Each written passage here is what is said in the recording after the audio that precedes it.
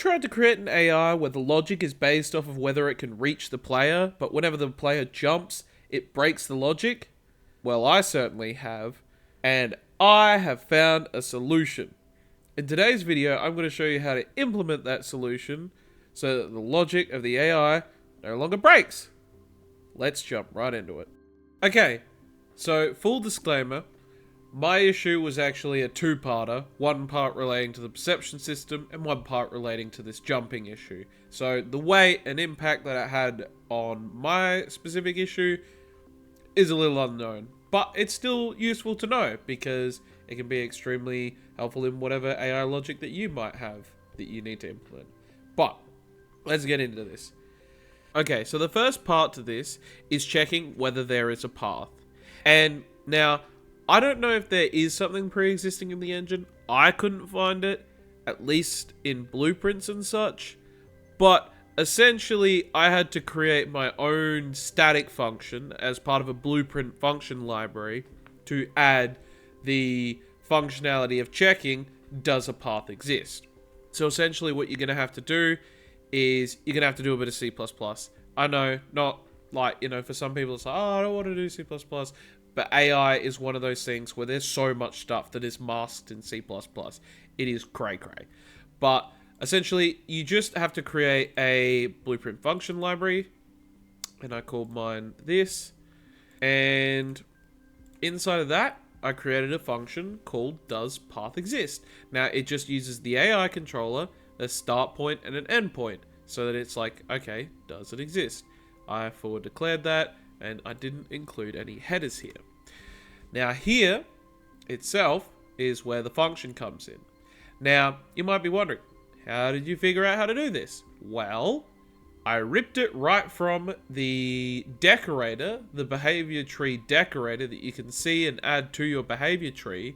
I looked at what their logic was and then just adapted it for the information that I had access to, because this has like extra things, like you can change the kind of query you do and all that kind of stuff.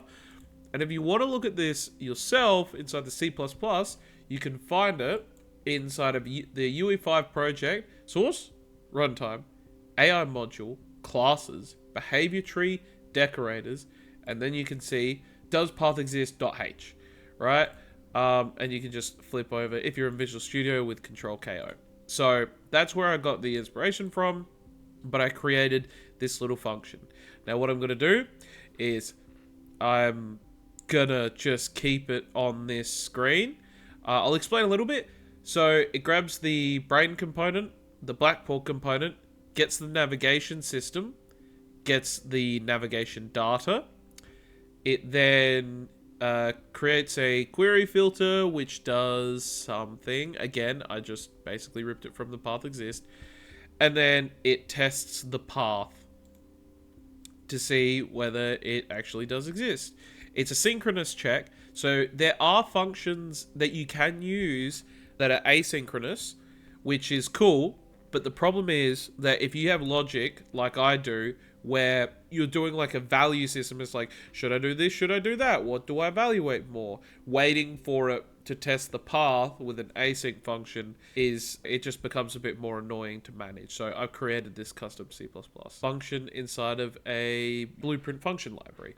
So here's this. This is part one. Does the nav path exist? So before we worry about the jumping at all, does the path exist? Cool. Now comes part two. Because when you check whether the path exists from start point to end point, say the end point is the player and the player decides to jump, then the AI will be like, well, no, I can't reach that. That's not on the nav mesh. So that's a little bit annoying because you know that the player has just jumped, right? That's all. They're still reachable. They've just jumped. So what I have done is in here,